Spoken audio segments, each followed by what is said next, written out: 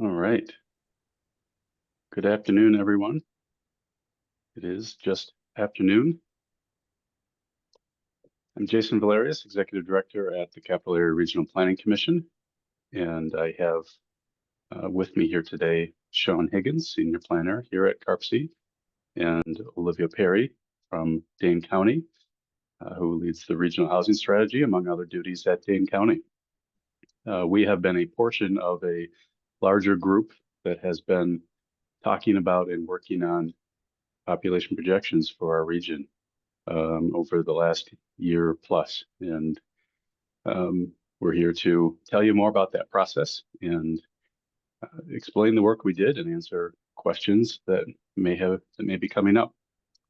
A few housekeeping notes before we get started. We've got all attendees muted.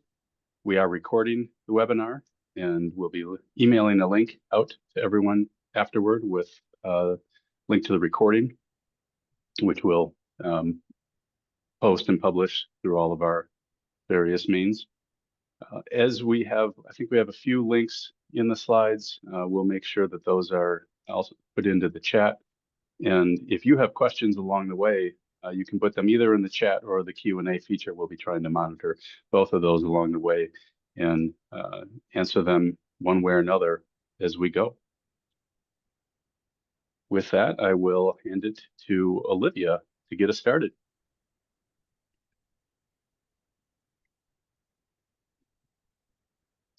Olivia, you're muted.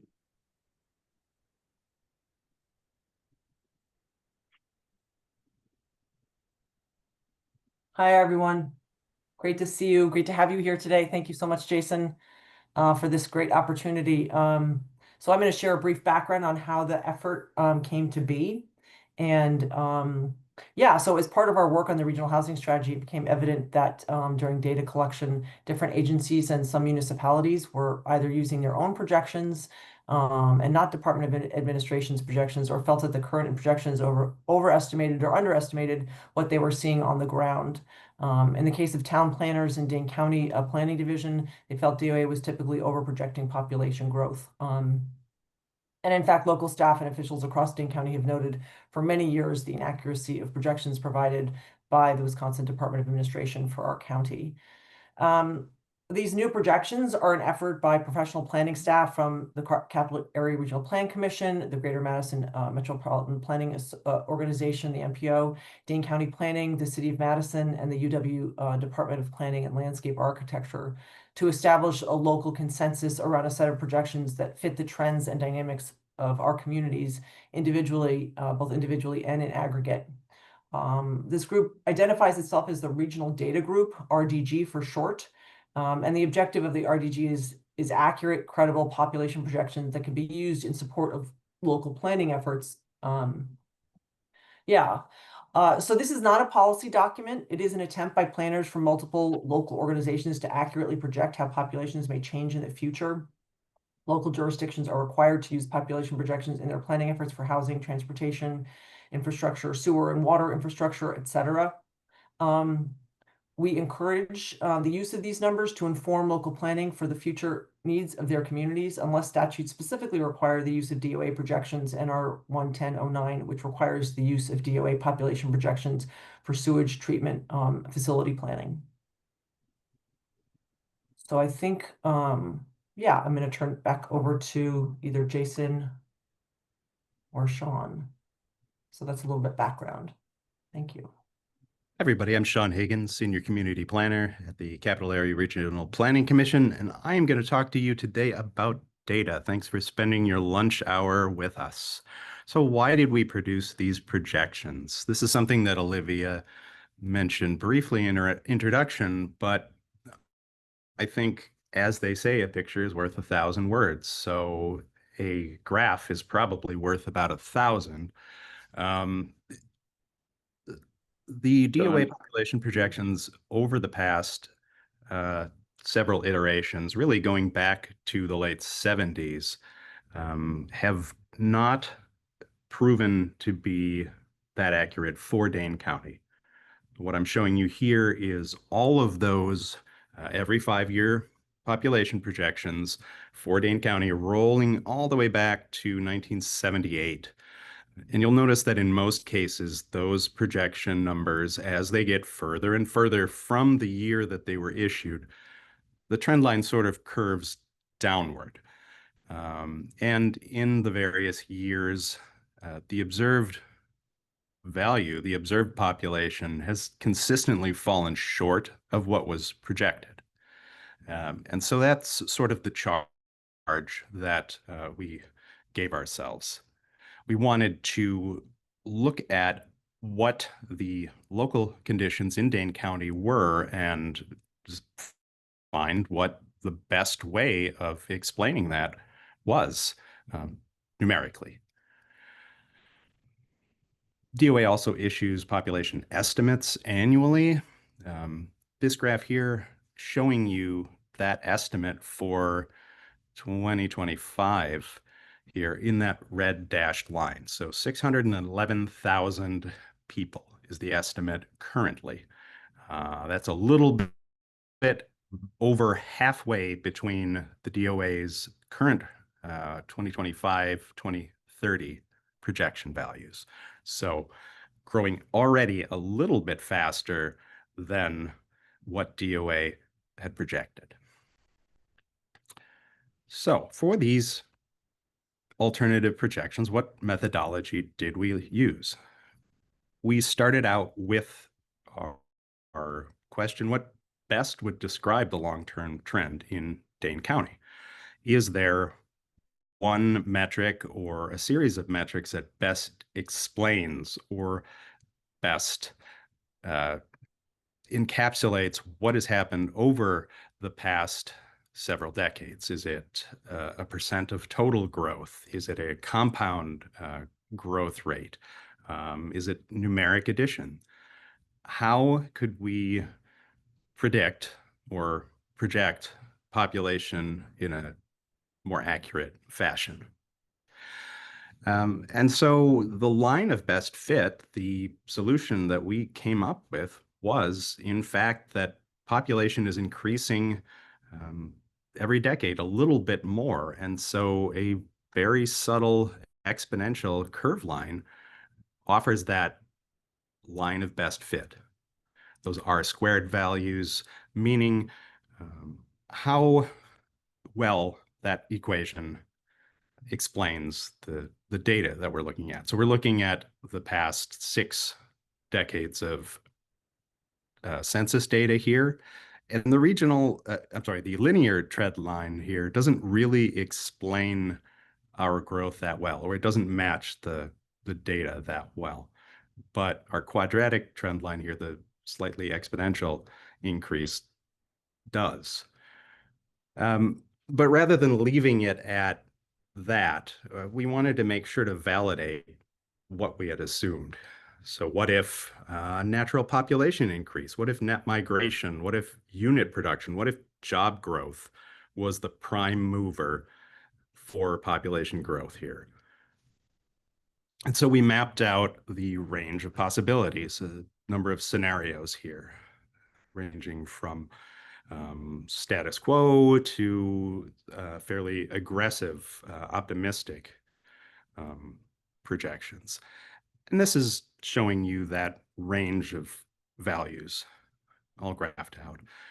What the process resulted in through deliberation with these area experts that we assembled was a consensus number, a number that averaged or sort of split right down the middle, perhaps a little on the high side of the midpoint for all of these possible scenarios playing out in the future. When we look and compare DOA's projections to our own, we are a little over 100,000 above the DOA's projection in 2050. And a lot of this is assuming that current trends continue on pace. And we'll talk a little bit about what those trends, what those indicators are in a minute. But suffice to say, at this point, household size change, commuting, net migration, things like that all of the things being equal and taking that exponential increase, projecting it out, this is about where we are predicting we'll end up. So where is all of this development going in Dane County? Well, we broke down the municipalities in the county into 3 groups here because each of these groups, these communities have similarities with one another. The growth pressures, the constraints for these communities in the central, first ring, and outlying groups are more similar than they are different.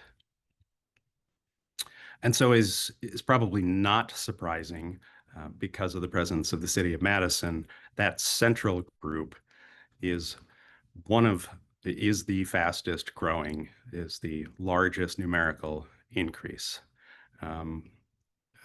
But one caveat on saying fastest growing, I should also clarify that in terms of percentage increase, the first ring suburbs, those communities like Cottage Grove, are growing at a faster rate.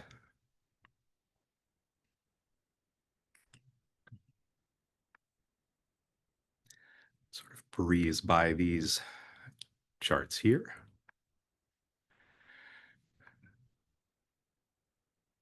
And that brings us to a couple of examples to sort of explain how this methodology played out and what we did. So you'll probably notice this if you haven't already, that all of these numbers, all of these projection numbers are rounded. And that might be to the nearest 10, the nearest 100, or 500, sometimes depending on community size. And this was done to avoid giving the impression of a high level of accuracy in this. Population projection in this fashion is really a bit like reading or looking into a crystal ball. And so there's a fair amount of uncertainty here.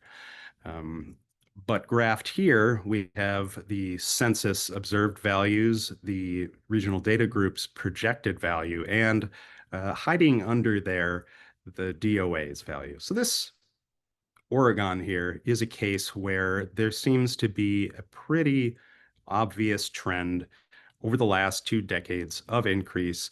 DOA and the RDG both projecting roughly the same thing. The only difference here being that our numbers rounded to a multiple. There are other cases here where recent changes, conditions, the stated growth objectives, and things that are included in a community's comprehensive plan influence more, in our opinion, the population growth than does the historical population growth. And here's an example, Cottage Grove, where both the RDG and the DOA are more or less at the same place on our thinking. The acceleration in unit production, the number of units being produced, and the population filling those new units is increasing, and we project that, again, all other things being equal, Cottage Grove will continue to grow at a very rapid pace. In fact, one of the faster growing communities in the region. And then there are cases where we differ from the DOA in our thinking. One example being the city of Madison. So both Madison and the county as a whole, not surprisingly, because of Madison, have this accelerating growth. It's very subtle, but over the long term, over 20 or 30 years, will add up quite a bit. And so our projection here being significantly or substantially higher, I should say, than the DOA's, if existing trends continue. And we'll talk a little bit about this in a moment when I mention what trends we're monitoring and what we're looking for going forward. Because really, like I mentioned, these are only a guess at what, our best guess at what population will look like. And our outcome, our accuracy, the number for 2050 is only really as good as the data that was considered. So as we move forward every 5 years, we plan to review these numbers and update them to reflect recent trends. Here's another instance where we differ from the DOA. Shorewood Hills, in this case, this would be considered a community that is experiencing a lot of growth pressure, but doesn't have a lot of room for it because it's landlocked within the city of Madison. And so in these cases, there are a couple of other communities in the county as well where we did this. We looked at the available land. We looked at what recent development had come about in that community and what the plan for future development was there to get our projection numbers, recognizing that it's unlikely that if we were to fit a trend line to the historical data in Shorewood Hills, that development would continue up and up and up, and population continuing to increase. So how are we doing so far? How accurate have we been? Well, like I mentioned before, that 611,000 people is what the DOA is currently estimating, or rather estimated lived in Dane County as of January 1st of this year. And so you can see that that trend line that we fit from the historical data, we're right about on track for that. Again, our numbers here rounded up a little bit, and so they differ slightly from that trend line. So what's going to influence the accuracy of these projections when we look back in a couple of years here?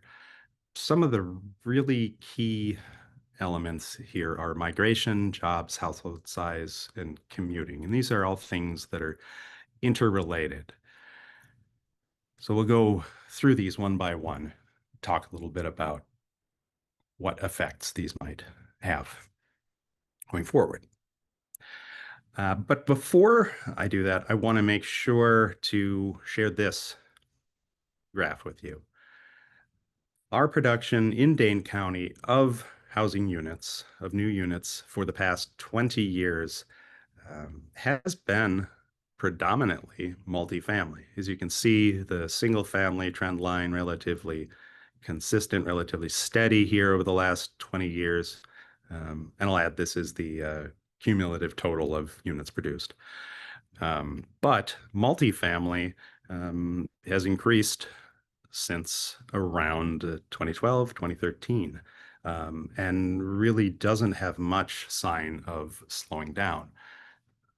You know, in this case, Dane County's growth being heavily influenced by Madison, and Madison taking a policy stance on the number of infill and redevelopment units, those being a priority, the percentage of units which are multifamily, within multifamily structures being another one of those priorities. That's driven this trend, will continue to drive this trend countywide.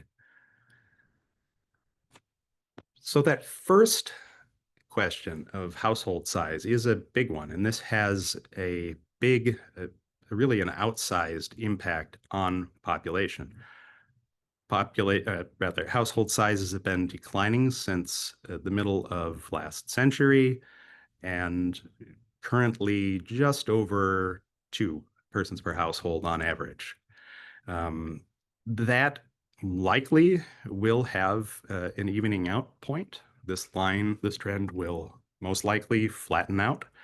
And we estimate it will end, or it will land right around the 2.12 persons per household. And that's based off of research, demographic research at the national level, comparing it to state birth and death rates, which is to say natural increase in population.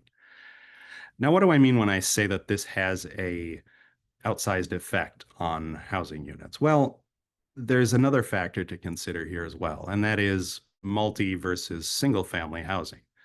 multifamily being the lion's share of housing units that we're producing, and household sizes in multifamily being smaller on average than in single family, the combined effect of this household size change and unit production means that we may continue to see ourselves, the region, falling behind in units produced relative to households in need of housing.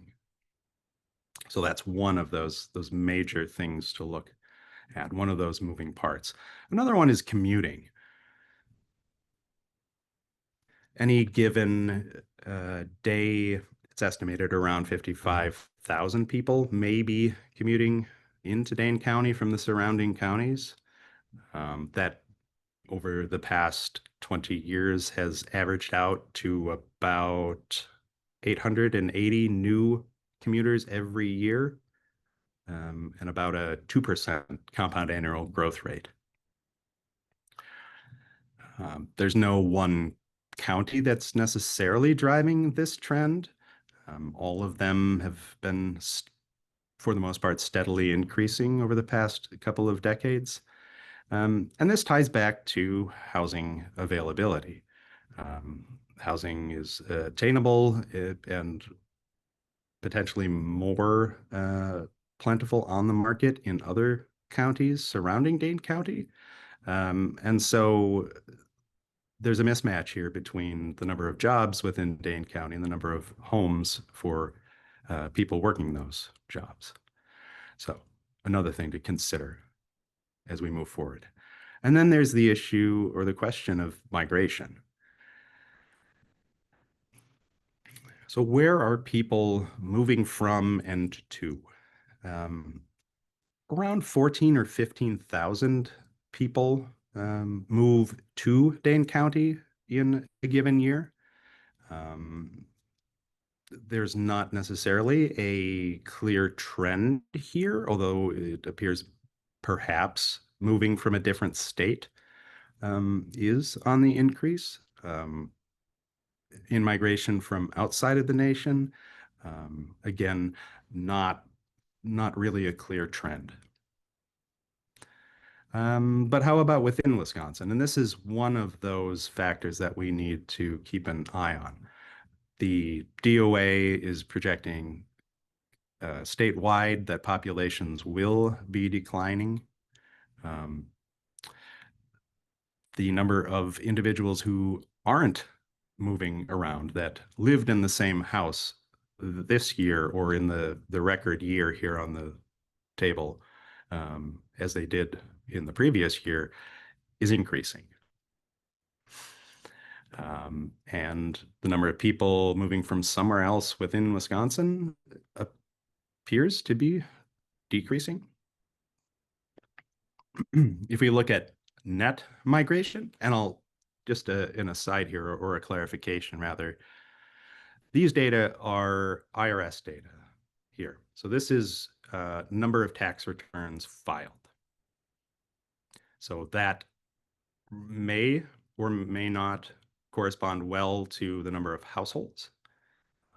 But again, something to bear in mind, something to watch into the future, is that there is a net loss of, or a decreasing in migration within Dane County. So where are these people who are leaving Dane County going? In almost a majority of cases, there is a lot of, I guess, loss, we could say, or leakage to the surrounding counties, to Dane County. And here again, the tie-in is housing availability. One of the major draws to the county is the UW-Madison, top-tier research university. And the trend for the incoming freshman class has been on the increase over the past 2 decades. If we were to average this out, that's about maybe 6,500 students who have enrolled and actually matriculate from the university. So this is a big source of people potentially moving to and staying within Dane County or leaving, depending on job and housing availability. So, speaking of, jobs are probably one of the largest factors to consider when looking at population increase or population trends for Dane County. Regionally, job growth has been fairly strong. There was obviously a major drop off because of the pandemic, but recovery has been a little bit faster, in fact, than the trend that was set in the decade between 2010 and 2020. So these are just some of the things that we are on the lookout for as we're looking ahead and looking to update those projection numbers. So thank you for your time. Jason, I don't know if you want to summarize or bring us home or have any thoughts here at this point? I would just briefly reinforce that there are a lot of cross-cutting dynamics to what may happen in the coming years. And one of our constant refrains is we're going to keep watching these dynamics. And when we do this again in 5 years, we'll both know more, we'll have data from the current period, but over these years in between, we'll be watching how each of these dynamics is changing and affecting population growth. We've gotten a couple of questions in the Q&A, but we can also respond to verbal questions. If you want to raise your hand, we can promote you to be able to ask a question. Are any of those questions asked in the chat pertaining to particular slides or questions that you'd like me to move back? No, one question was about getting access to the numbers, and so we've shared the link in the chat to the fact sheet with all of the both description of the why and the methods and the numbers. So that's in the chat.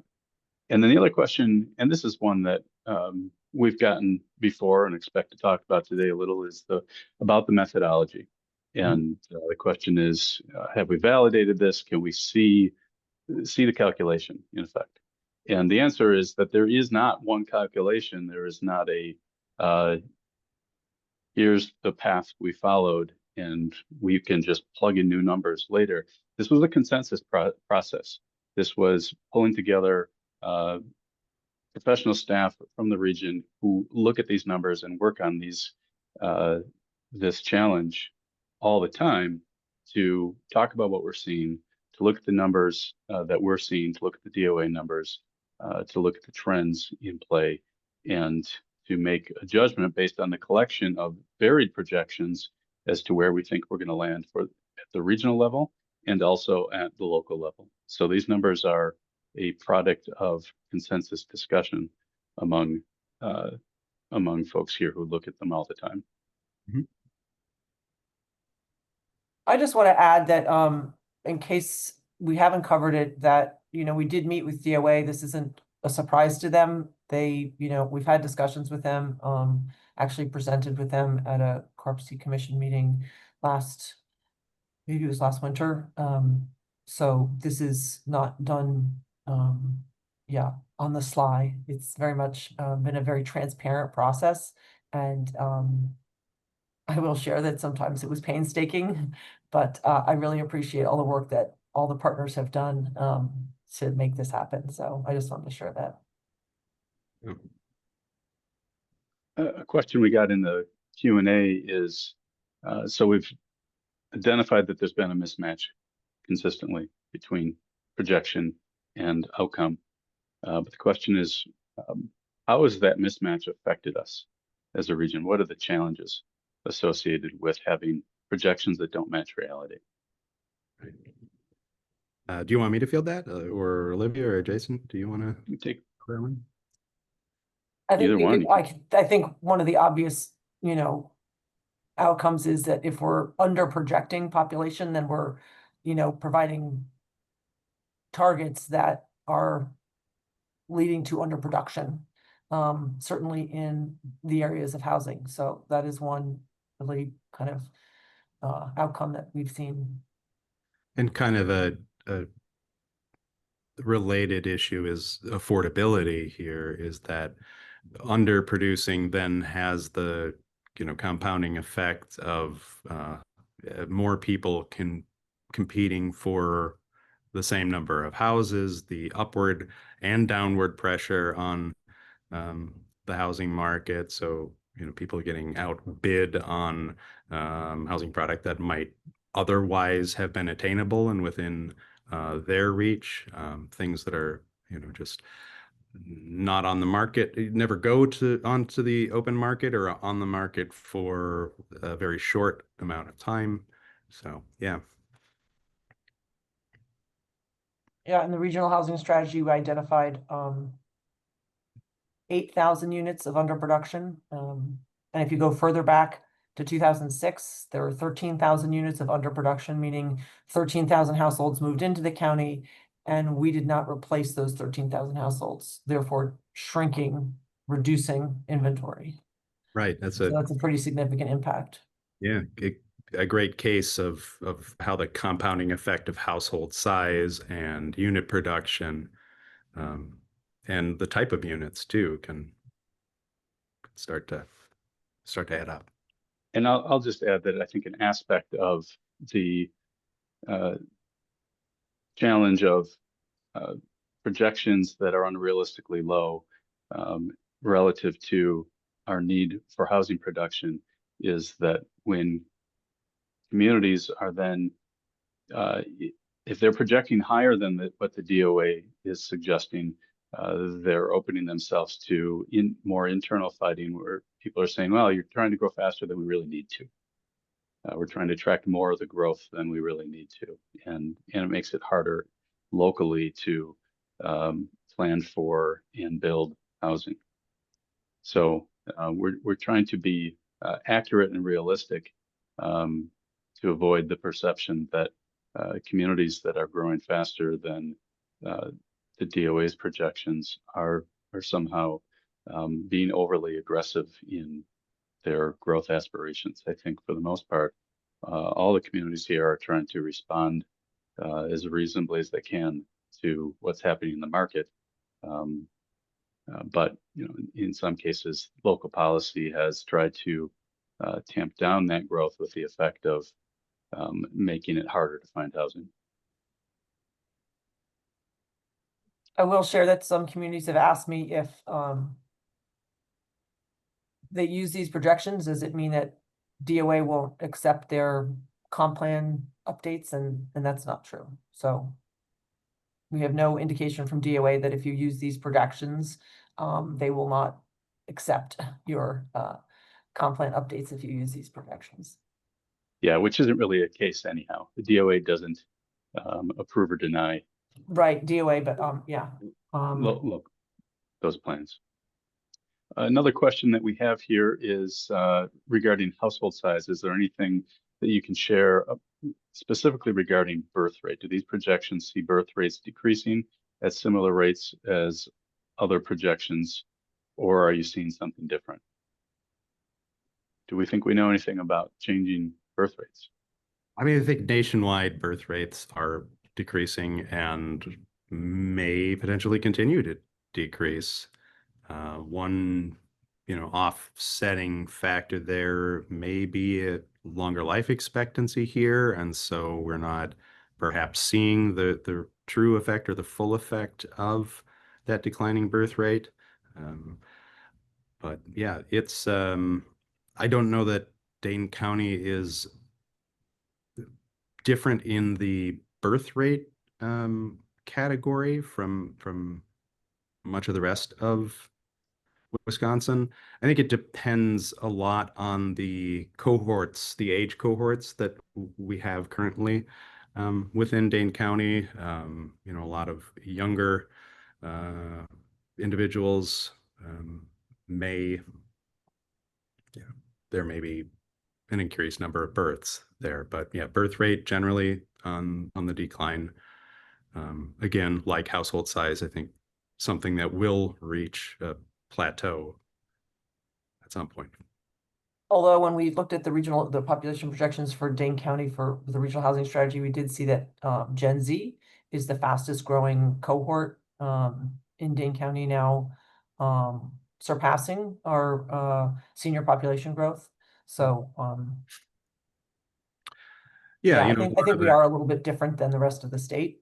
sure. In terms of cohort makeup, yeah, we're definitely different that way. And I Yeah. think the same is true on the other side of the age spectrum, where we have a larger cohort of older individuals within Dane County too. So, but back to the birth rate question, yeah, depends, I think, on the economy amongst a number of other factors on whether Gen Z decides to have more kids than millennials.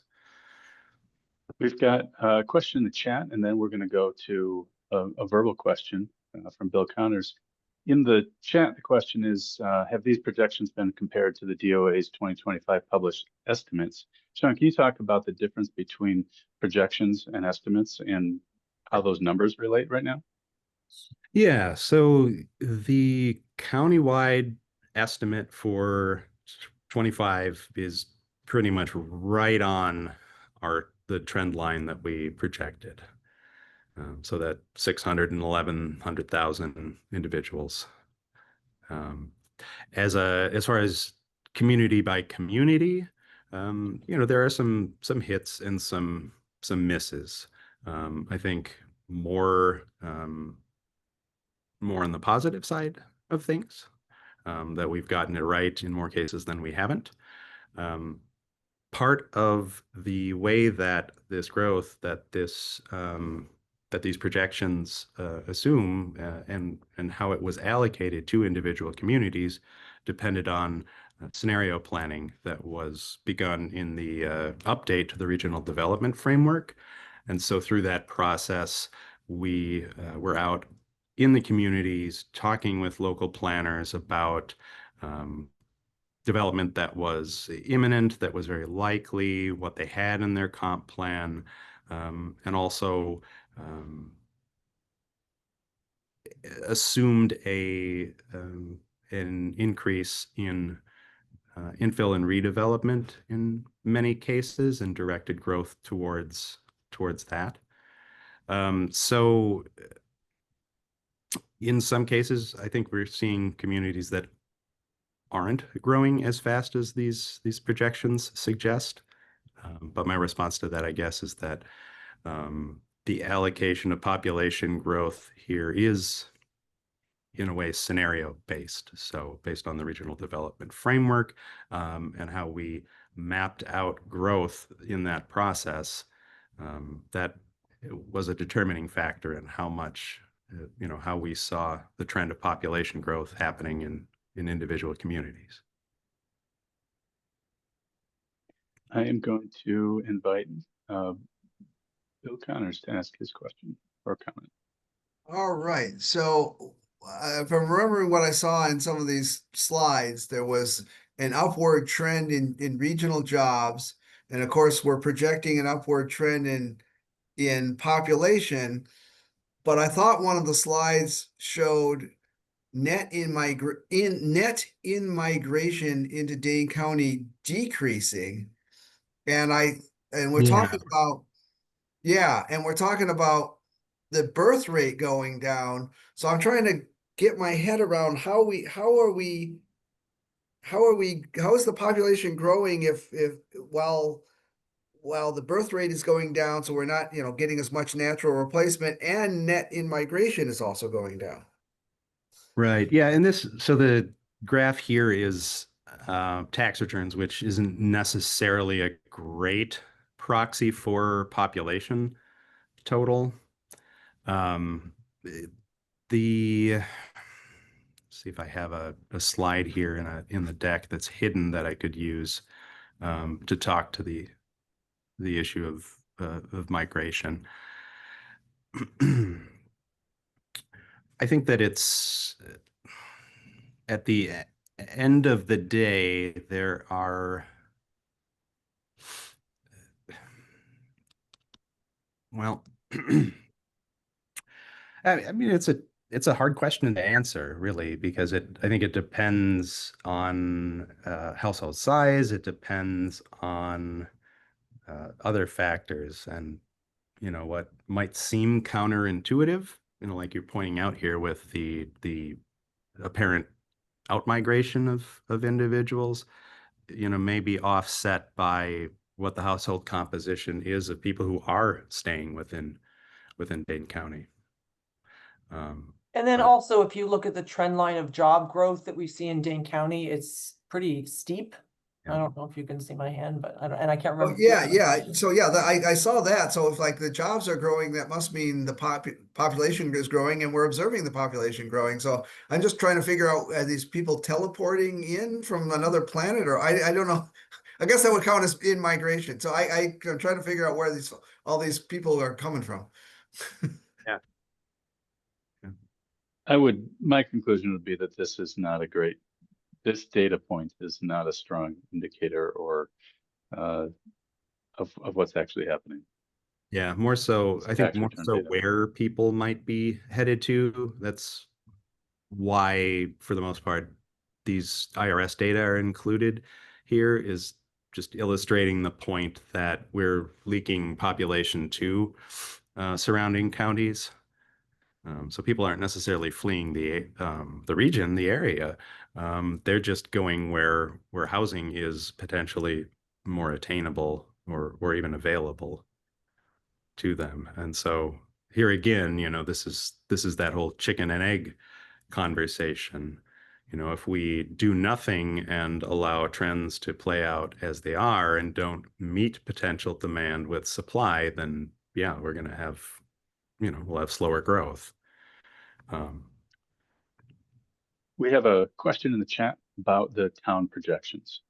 Yeah. And the question is, well, so let's just talk about town projections for a minute. And I'll kick it off to say that for the most part, the projections of the regional data group here match the DOA projections and concur that we're seeing, we think, kind of a steady state with either a little bit of growth or a little bit of shrinkage across the region in towns. And so part of the question here is, are we seeing shrinkage because of annexation? I would say that the shrinkage is more so because of the dropping household size than because of annexation. When we get land annexed for development cities, typically you're only losing a few households, and most of what's coming in for annexation and urban growth is land without people in it. So I think the more dominant trend there is the dropping household size. Yeah. The other thing we did with these, I would point out, the other thing we did with these projections is that we've got an unassigned little over 5,000 people that we think are going to land somewhere in these towns, but we're not sure where. And so we just added that in as unassigned town growth over the coming years. Yeah, and the rationale behind that was, the populations that we're talking about and the number of housing units are so small to begin with that we're not able to really project reliable numbers based on that. The development in many of the towns is sort of spotty. It's sporadic. It comes and goes. There's a few lots, split and homes developed, and then there's nothing, and then another couple come in. To Jason's point about annexation, or the question of annexation, a related issue is dissolution of towns, and that sort of makes the data look a little funky. Are participants seeing the town's projections on the screen right now? Okay, wasn't sure if that was coming up, but if you look at the 2050 towns line, yeah, we're projecting a slight increase in those towns that we know will are in existence today and will be in existence in 2050.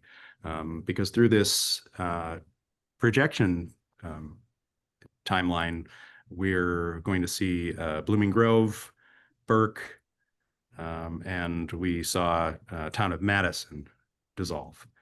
And so if we look at just the trend line of all towns together, we have a couple of, and those towns that incorporated over this period, it makes those numbers jump around. And so that's why you're seeing under the all towns, the bolded typeface there, you're seeing sort of a oscillation in total population. And that's a definitional thing. It's, what's defined as a town? Do those towns exist any longer? Are they called villages now? Or were they absorbed into another community? So I would also point out that the towns, the growth that's occurring in the towns that compensates for the loss in others. I think those are almost all towns that are touching the Madison Metro directly. right. Are there other questions? Yes, we do have another verbal question. Steve Stocker, I am going to enable you to talk. Thank you very much, and thank you again for doing this. I think you've touched on it briefly, but how does land availability enter into these equations? Yeah, that's a great question. So there are a couple of communities out there that we know are landlocked and they are, pressed for developable space. And in those cases, we made manual projections estimated based on the amount of developable area there, what's, likely to develop given what those communities have in their long range policy documents, like their comp plan or neighborhood plans. So let's see. Shorewood Hills is one of those. Monona, obviously.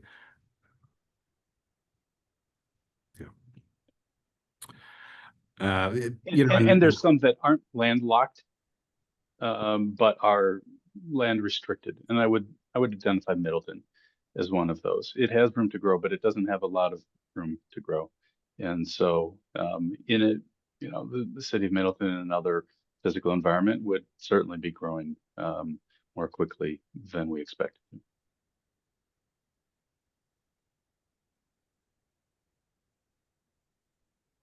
So we were looking at that and taking that into account. Thank you very much.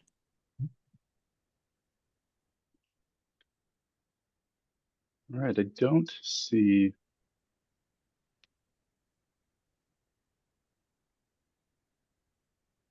other questions, I think. One in the chat about projections for counties that surround. Thank you. Dane County. We didn't develop them, at least not to the state of completion and being published. It was something that I looked at early on, but didn't get quite to that phase. Right.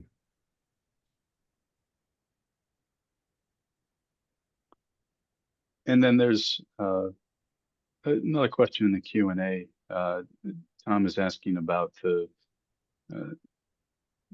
cause and effect and the linkages between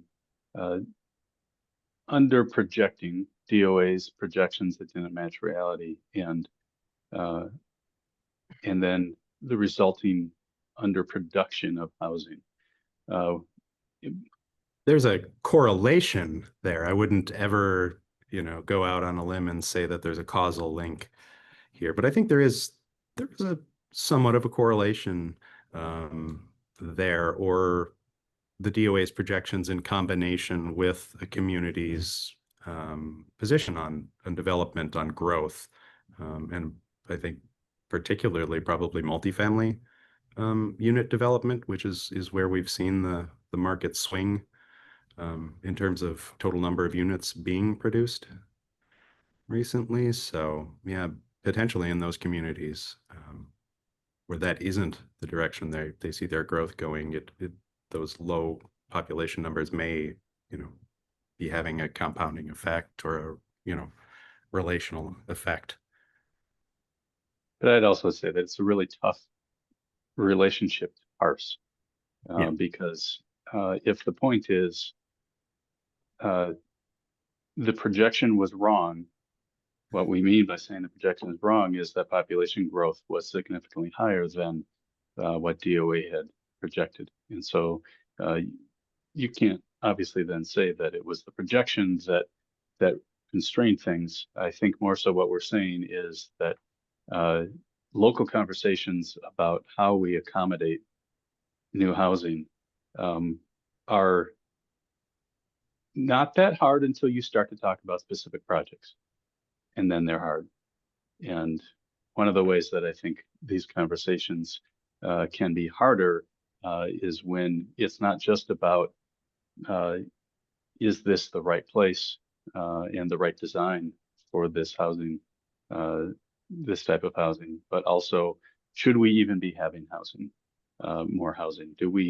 What is our role in the region, and what really needs to be accommodated? And so one of our objectives was to do our best to provide data that is that will turn out to be as accurate as possible. We're looking for projections that accurately predict what's going to happen in the future, and with the goal that we all know what to expect with a reasonable degree of confidence. So we'll be continuing to work on this effort and paying attention to the many dynamics that affect population as we learn and iterate and try again. I hadn't intended that as a wrap up, but it kind of sounds like a wrap up. Sean or Olivia, is there anything else that you'd like to add as closing? Thank you for participating and spending your lunch hour talking about something that I find fascinating, but a lot of people find soporific. That is sleep inducing. Yeah, I just want to again thank Alexander Andros from the MPO, you gentlemen, Colin Punt, who was in the committee meetings over the course of a year, several planners that participated from the Dane County Planning Division. It was a really important, I think, valuable process, and really appreciate being a part of it, and really coming up with what I feel are much more accurate projections for Dane County, which is truly an outlier in the state. So just want to thank everybody, all the partners, for being involved, and look forward to, I guess, having annual check-ins. But yeah, continuing to hear from communities about how this is working, and yeah, being part of this process. So thank you. Thank you, everyone. So that'll be it. Appreciate you spending your lunch hour with us. Bye, everybody. Bye-bye.